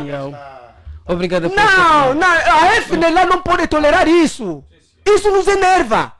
Abater angolanos que nós libertamos. Angolanos que nós libertamos. Isso é assunto sério. Angolanos que nós libertamos para liberdade, para terem liberdade de terra e serem abatidos, isso é contrassenso para... Muito obrigado, doutor Samorani, doutor Nondazinga. Necessariamente obrigado pela sua opinião. Extremamente chateado com isso. Agora passar para o quarto tema, numa altura em que o relógio marca já 14h42, é o Prova dos Factos, o programa de análise factual aqui na Comercial Despertar, todos os domingos das 13 às 15 horas. Portanto, se nos estiver a ouvir e quer ter uma ideia visual do que está aqui a acontecer, pode ir à nossa página do Facebook Rádio Despertar Angola e assim também poderá vir o que é que está aqui a acontecer neste estúdio da Comercial Despertar. Portanto, vamos seguir agora olhando para o quarto tema, sobrelotação nas cadeias do país. Metade dos 24 mil reclusos estão em prisão preventiva. As cadeias angolanas albergam 24.068 reclusos, dos quais 11.664 em prisão preventiva, uma das principais causas da sobrelotação, que representa 2% do total da população penal. Os dados foram divulgados pelo diretor adjunto para a área administrativa do Serviço Penitenciário, Cristóvão dos Anjos. Bem, vamos começar agora pelo Dr. Sambongo. Dr. Sambongo, quais são, a seu ver, as causas deste excesso de prisão preventiva em Angola? Estarão os órgãos que administram o sistema judicial a revelar alguma incompetência? Olha, infelizmente nós temos muitos problemas em relação a esse aspecto da realização da justiça em Angola. E a justiça, para além de ser uma questão jurídica, é também um fim político, porque o Estado, e eu tenho sempre dito sobre a origem do Estado, o Estado tem três fins essenciais, que é a segurança, a justiça e o bem-estar material e imaterial do cidadão. Portanto, a realização da justiça é também uma componente política. E nesse entretanto, pensamos nós que os órgãos de justiça em Angola, infelizmente, há muita morosidade naquilo que é a tramitação, as diligências que se fazem a nível dos nossos órgãos de justiça. E eu falo sobretudo nas instituições ligadas à questão à detenção, né, a questão aos centros prisionais. O que é que vai acontecer? O que acontece é que nós temos vindo a notar que tem uma prática que é reiterada, às vezes prende-se primeiro, depois é que vai se investigar. Há excesso de prisões ilegais que nós temos no nosso território. Há a questão também, por exemplo, pessoas que estão detidas sem processo, não há número de processo, a pessoa está aí muito tempo detido, mas infelizmente não se encaminha para o Ministério Público ou para a PGR, se quisermos. E por outra também tem muito que ver, há situações que a a pessoa já terminou a sua pena, mas infelizmente não tem acesso à sua soltura. Isso também traz esse acumular de pessoas nos centros prisionais que nós temos no nosso país. Portanto, preciso que se faça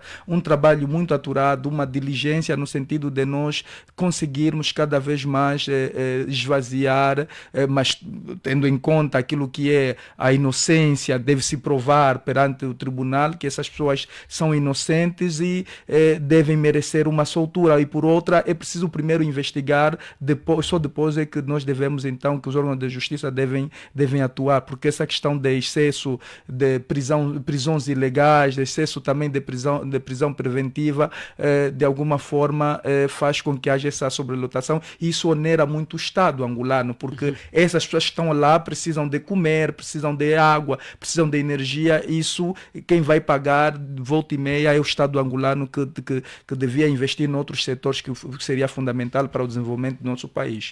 Dr. Samora Neves, se olharmos para os custos com cada preso, estamos a falar de $100 dia a cada preso. Chegamos facilmente ao entendimento de que estará alguém a lucrar com este negócio? Não, Claudimir, eu penso que essa questão deve ser encarada com algum cuidado, alguma prudência. E aqui também já aproveitar a chamar a atenção do nosso mais velho para não se enervar mais, porque ficou muito nervoso. Porque repara que nós estávamos no tema anterior, Claudimir, no tema anterior estávamos a abordar sobre, não é, o suposto assassinato de cidadãos por supostos elementos pertencentes ao Serviço de Investigação Criminal. E a questão que se coloca é: se provasse ou se encontrasse esses cidadãos, iríamos prender os cidadãos, depois eles ficariam supomos que depois de serem ouvidos pelo Ministério Público e fossem submetidos ao juiz de garantia, e este determinasse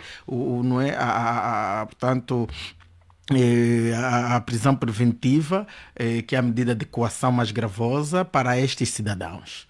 Nós estaríamos a dizer que não vamos colocá-los ali porque senão vai honorar muito o Estado, não ficam presos. Temos que primeiro investigar se considera-se que os elementos constitutivos para que se determine a prisão preventiva estão ali compostos, então deve-se aplicar a prisão preventiva. Atenção, atenção. Há uma questão que coloca a Claudimir quando falava com o doutor Sambongo, né? Sambongo, que prisão preventiva ou excesso de prisão preventiva. Quer dizer, e aqui, do ponto de vista jurídico, existem as duas figuras. A prisão preventiva não tem nada, não há violação nenhuma da lei. A prisão preventiva está previsto no nosso Código Penal, portanto, no nosso ordenamento jurídico. Agora, o excesso de prisão preventiva é que nos preocupa. E quando é que há excesso de prisão preventiva? O excesso de prisão preventiva não é o número de detidos, ou melhor, de cidadãos que estão presos. O excesso de prisão preventiva é o número de cidadãos que estão presos, mas já de forma ilegal, porque os prazos de prisão preventiva excederam-se. Claro, por exemplo, exatamente, ali é que é preocupação. Não tem a ver com a quantidade. Não tem nada a ver com a quantidade. E eu senti que na abordagem da Claudimir é como se tivéssemos. O excesso foi usado por causa dos 11 mil. E não é. Há excesso nessas duas dimensões. Não, mas aqui. Não, ali é uma coisa. Excesso decorrente do extravasamento do tempo. E atenção. Atenção. Há motivo também se prende preventivamente, mas que há situações que se apreende a pessoa, detém-se a pessoa sob argumento que deve-se fazer uma prisão preventiva. Entretanto, não há elementos bastantes que fundamentam, portanto, esta detenção.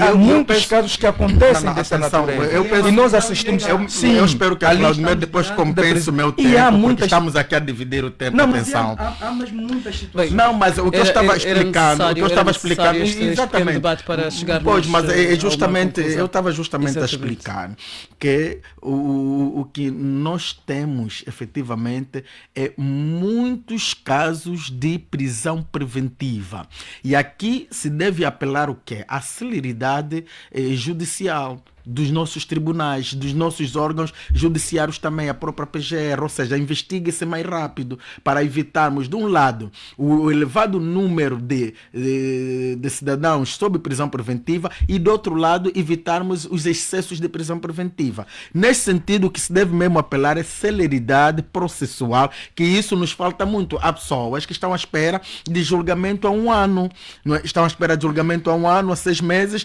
quando, se calhar, os casos não são muito complexos, podem ser efetivamente julgados nesse período. Ali é que devemos apelar. Muito obrigado, aqui, Dr. mas Samora, terminando por este mesmo já para dizer que nós, hoje o país tem menos excesso de prisão preventiva. São mesmo poucos casos de prisão. Já tivemos muito pior. Tivemos muito pior em que as pessoas ficam. Portanto, em relação ao período homólogo, houve uma redução? Não, e depois, nos anos passados, você encontrava cidadãos, e aqui o Dr. Samongo falou muito bem também, e tinha muitos casos, que eles estão presos há 3 meses, 4 meses, 5 meses, e não tinha até processos. Exato. Tivemos isso.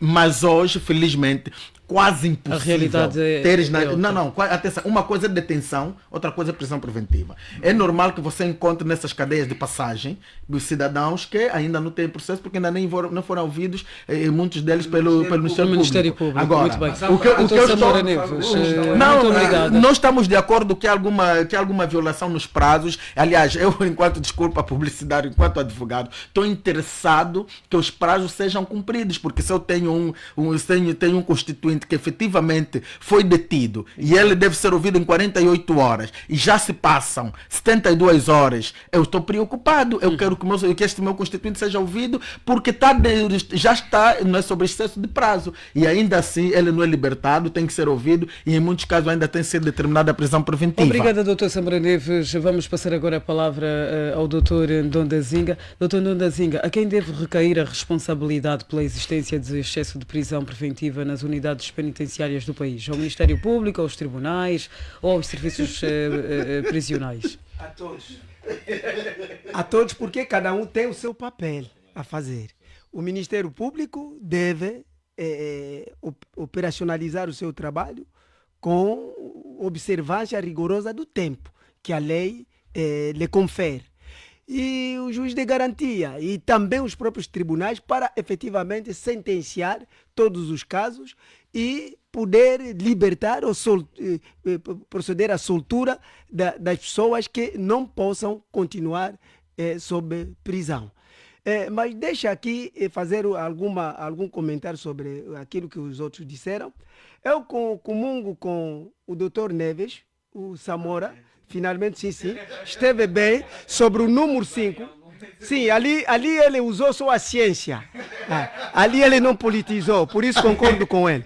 Portanto, o número 5 do artigo 25º da nossa Constituição está claro. Para a defesa dos direitos, liberdade e garantias pessoais, a lei assegura aos cidadãos procedimentos judiciais caracterizados pela celeridade. Esse é o primeiro aspecto.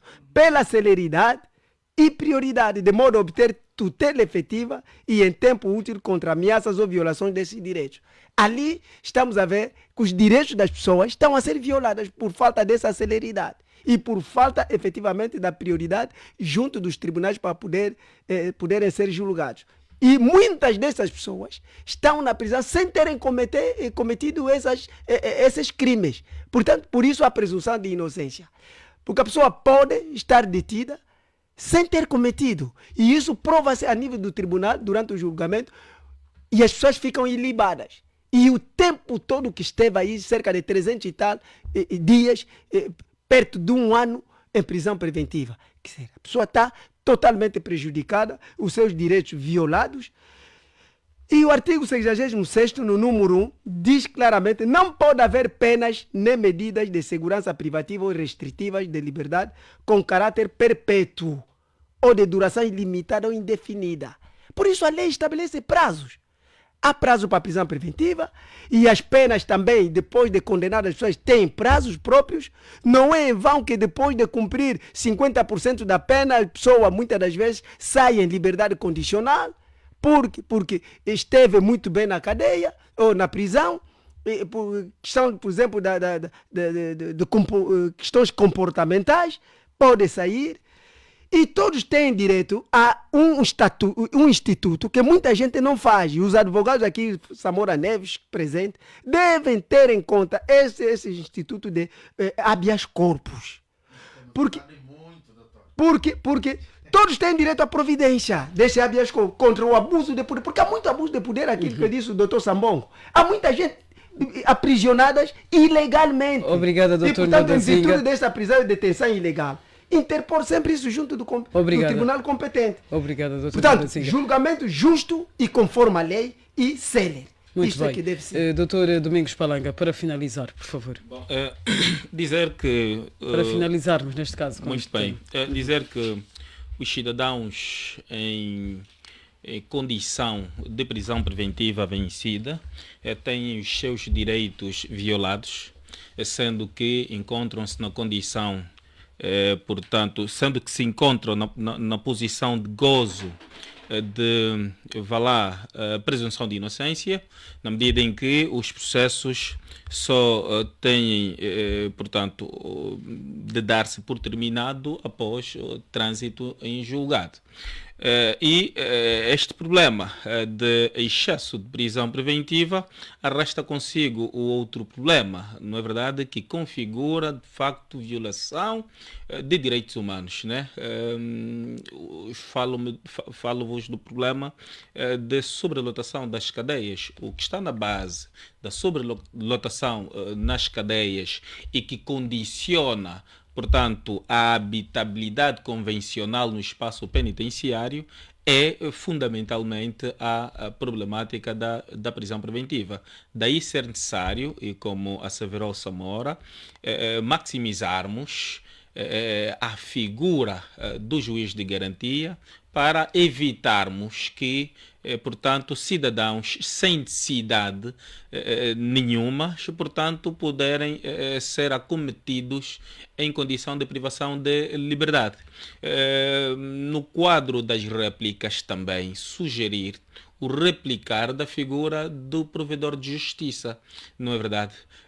Temos através do Instituto Nacional de Estudos Judiciais, acelerar o processo de formação de quadros para ajudarem a acudir e menorar, portanto, estes atos que não abonam nada ao nosso sistema judicial e que fundamentalmente atentam contra a vida e a dignidade da pessoa humana. Fazermos também dos nossos centros penitenciários espaços de reabilitação, portanto, dos cidadãos que outrora encontravam-se em contramão com a boa convivência social. Muito bem, obrigado, doutor Domingos. Vamos colocar um ponto final a este tema. Vamos passar rapidamente para o último e aqui vou pedir a observância rigorosa do tempo aos nossos convidados. Vou pedir que sejam bastante telegráficos com as abordagens ou durante as abordagens que vão fazer. Bem, vamos olhar para este assunto que tem a ver com a falta de água potável.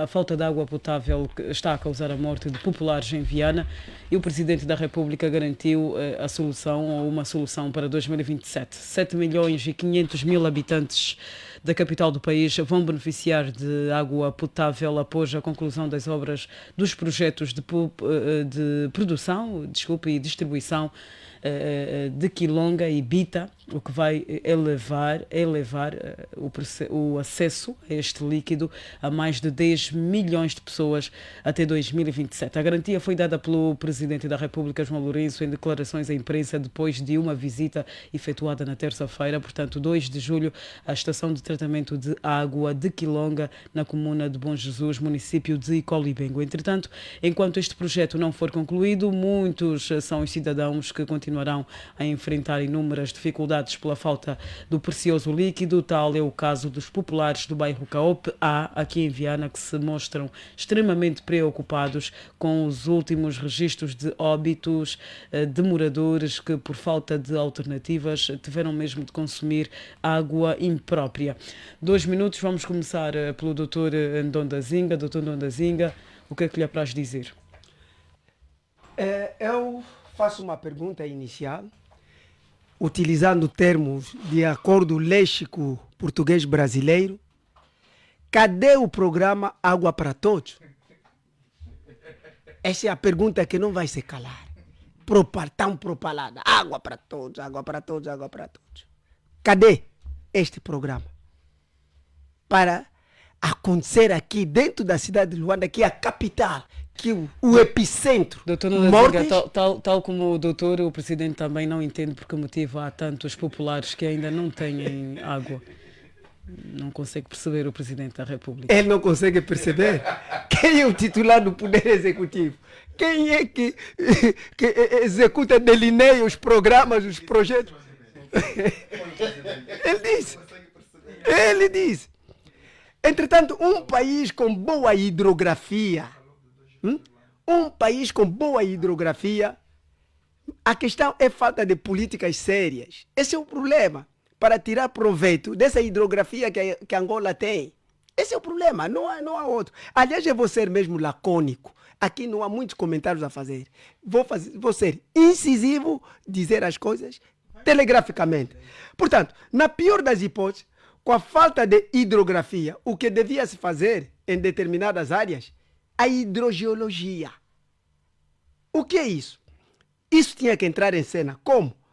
Onde há água, aproveita-se a hidrografia para efetivamente fazer os projetos de abastecimento de água e haver mesmo aquilo que é programa ou projeto de água para todos.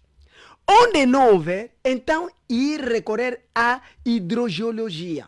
O que vai se fazer é tratar da procura e captação da água, águas subterrâneas. Nós não temos necessidades para cá.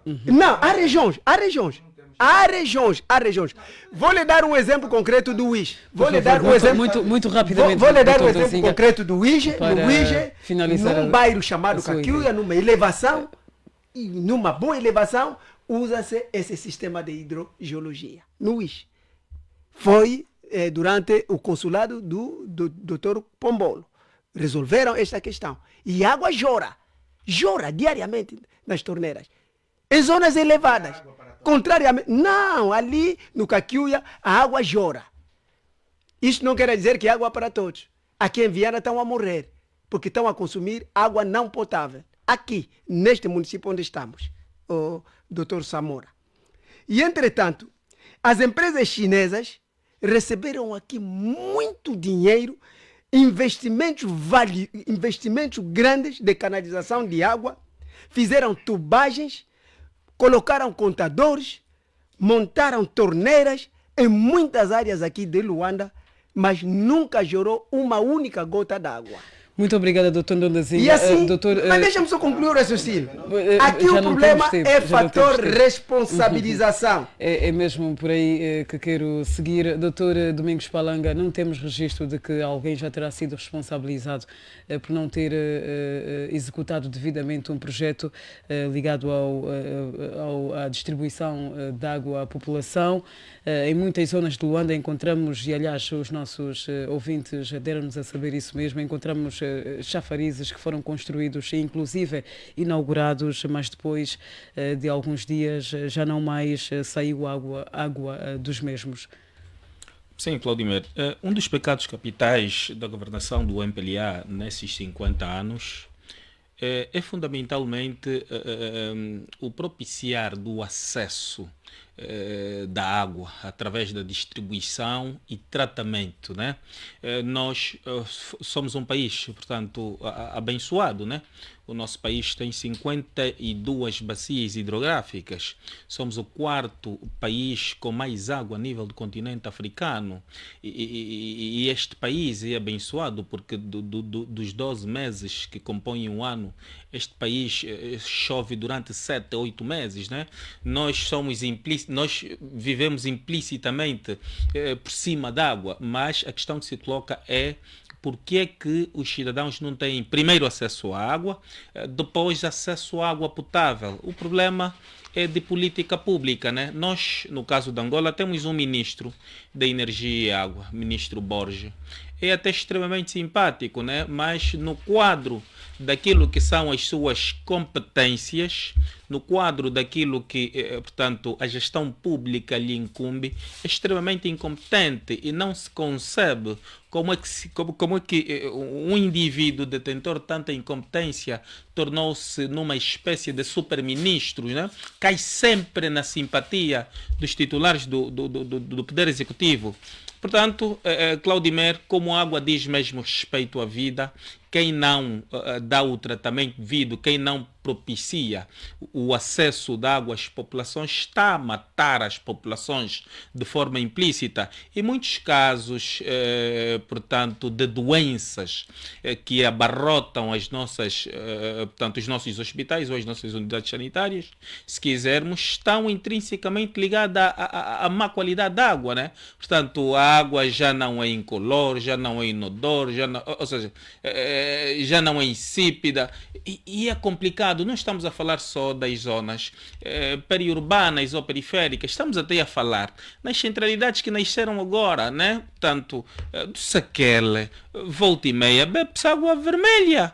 Não sei se é por conta da quantidade de terras vermelhas que estão aí, Quilamba, volta e meia, bebe-se água castanha. Quer dizer, isto é de uma aberração que nos dias de hoje já não se pode aceitar, pelo que apelamos a quem de direito, no caso o titular do Poder Executivo, que repense efetivamente a política, não é verdade, de captação de água, de distribuição de água, mas fundamentalmente tratamento da água. E a Muito política obrigada, das Dr. Domingos chafarizes Palanga, é uma política de há 200, 300 anos atrás. A água não deve jorrar em chafariz, a água tem de jorrar na casa do cidadão. A água em condições normais, em sociedades normais, a água jorra na cozinha, a água jorra na lavanderia e jorra na casa de banho. São esses espaços onde devem jorrar água, chafarizes com aquelas filas indianas. Portanto, é uma forma de humilhação institucional,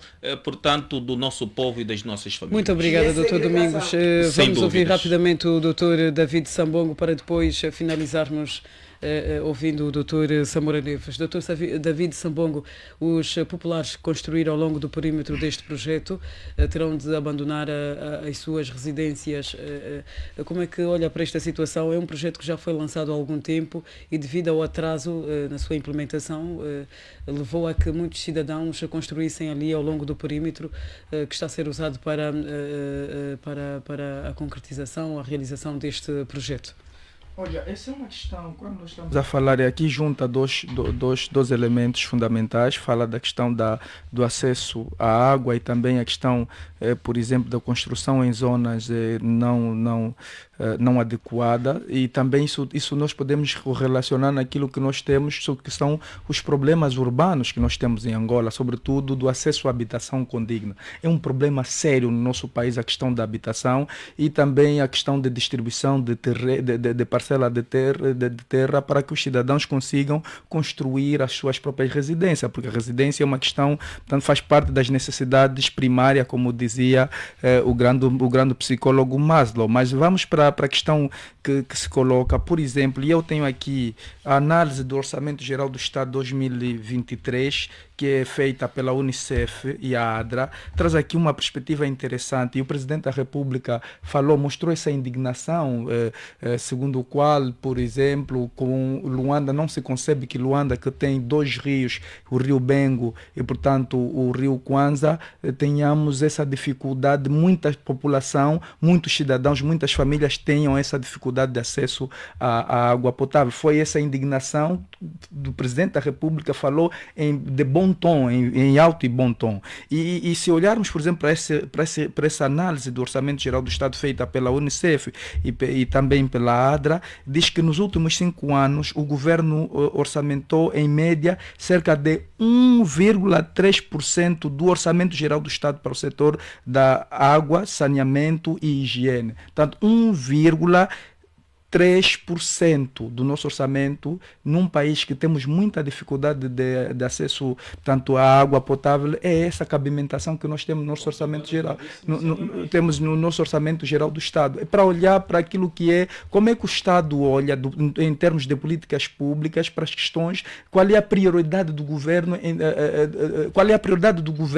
e nessa perspectiva, se olharmos também, diz que, por exemplo, que houve um crescimento, por exemplo, de 2019 no investimento avaliado em cerca de 81,6 mil milhões de kwanza, e felizmente em 2023 tiveram um orçamento avaliado em cerca de 379,3 mil milhões de kwanza. Há um crescimento, mas até agora, portanto, em termos de investimento financeiro, há uma evolução, entretanto isso não se materializa do ponto de vista prático na vida dos cidadãos. E é aqui onde nós temos que, para terminar mesmo essa questão, porque nós temos problema de produção, distribuição e acesso de água potável, quer domiciliar a nível das casas, e o doutor Palanga trouxe uma questão fundamental, porque essa questão do acesso à água potável, por exemplo, até as centralidades, até o Nova Vida, por exemplo, o Talatona, que é já um espaço quase dos privilegiados hoje, a água, muita gente diz que a água só jorra das 22 até as 4 horas. Tem essa dificuldade. Escolas, se for, por exemplo, nas diversas unidades orgânicas da Universidade de Agostinho Neto, por exemplo, você vai ver que não tem os quartos de banhos não têm água. Muitas escolas que nós temos, as crianças passam o dia ali, têm a dificuldade de fazer, portanto, aquilo que são as necessidades biológicas e fisiológicas, porque não têm acesso à água potável. É uma questão que nós temos que olhar com bastante preocupação, porque tem que ver com a vida do ser humano. A água é um líquido vital aos seres vivos, mormente para os seres humanos. Doutor Samora, em 2 minutos, por favor. Claudemir, olha, de facto a situação pede de nós alguma intervenção, e eu tenho primeiro que começar a dizer que não faz sentido nenhum abordarmos esse assunto olhando para 50 anos de governação, como estava a querer fazer crer o doutor Ipalanga, de maneira nenhuma, porque nesse período nós até também ficamos a destruir o pouco que já tínhamos. Então não faz sentido. Eu olho sempre para o período de paz, que é o período que as pessoas têm condições, melhores condições para justamente fazerem as políticas públicas. E nós, desculpa, não estou desviando, mas é para dar um exemplo muito clássico. Nós no Bengo temos um programa de eletrificação do Triângulo, Bulatumba, Pango, Dembos e Nambuangongo. E, portanto, nesta altura só não se começou ainda a estender a linha, porque se está a fazer desminagem. Logo, transmite-nos a ideia que ainda transmite-nos a ideia que ainda temos aqui alguns efeitos que dificultaram. Agora, eu, Claudemir, também faço parte daqueles cidadãos. Espero que a Claudemir, eu faço, doutor Ipalanga, eu faço parte daquele. Eu faço parte, desculpa, desculpa, permitam-me mesmo continuar. Eu faço parte daqueles cidadãos que, felizmente, neste período de paz, também tem estado a consumir água potável. E isso não foi antes, lamentavelmente, já tivemos essa dificuldade. Eu vivi algum tempo aqui na estalagem e no quilômetro 12, atenção, desculpa, no quilômetro, posso continuar, por gentileza, posso continuar? Por favor, para finalizar, muito bem, está bem. Aliás, já extravasamos. Aqui mesmo, doutor, permita-me continuar, aqui mesmo na estalagem onde eu vivia, e estou a me referir a coisa de 15 anos atrás, 10 anos atrás, em que não tínhamos água potável aí nas torneiras. Nós temos hoje há ligações domiciliares. Ali mesmo, deixa continuar-me, aqui mesmo no Cazenga, quem for aí aos bairros da Bananeira, vai perceber, ali no Malueca, vai perceber que ali tem água, tem água, atenção, tem água que efetivamente há essa canalização feita pelo próprio governo. Com isso estou querendo dizer, e podem ir até aqui onde estamos a dizer que efetivamente falta-nos água. E Claudemir, e as próximas vezes eu sugeria que tivéssemos que reformular o tema. Não me parece que mortes por causa da água, me parece que esse tema. Não, atenção. Eu penso que se formos a ver todos esses certificados de óbito, não vamos. Não, atenção. Doutores estão a distorcer. Portanto, dizer claramente que já melhoramos bastante. Agora, precisamos muito mais, isso estamos de acordo. Agora, ninguém está a minimizar, doutor. Doutor, ninguém está a minimizar. Permita-me, doutor. De um lado, atenção. De um lado, temos, sim senhora, essa dificuldade de água. Só temos muita população que sem acesso à água, é verdade, mas também temos que ser muito coerentes.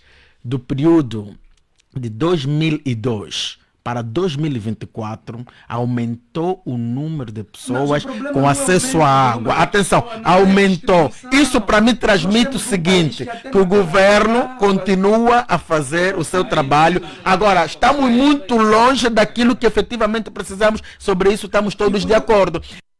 Bem, muito obrigada, Dr. Samora e demais convidados. Temos de colocar um ponto final a esta edição. Já extravasamos, estamos além do tempo que nos foi concedido, portanto, a todos, muito obrigada pela presença. Infelizmente, hoje não tivemos muito tempo para abordar os assuntos que foram selecionados para esta edição do Prova dos Factos. No próximo domingo aqui estaremos para mais uma análise dos assuntos que marcam a semana. Dr. Samora Neves, jurista e sociólogo Samora Neves, cientista político David Sambongo, deputado Domingos Palanga pelo Partido UNITA, porta-voz da FNLA Ndonda Zinga, em nome da equipa da Comercial Despertar, muito obrigada pela presença. Da nossa parte também fica o nosso agradecimento por se ter ligado a nós, por ter permanecido ali do outro lado. Na sonorização esteve o João Caçula, na técnica o Artur Joaquim, coordenação geral Horácio dos Reis, apresentação de Claudimir da Costa. Boa tarde e até a próxima. Prova dos factos. Prova dos factos. Prova dos factos. Prova dos factos. A verdade só chega quando se faz a prova dos factos.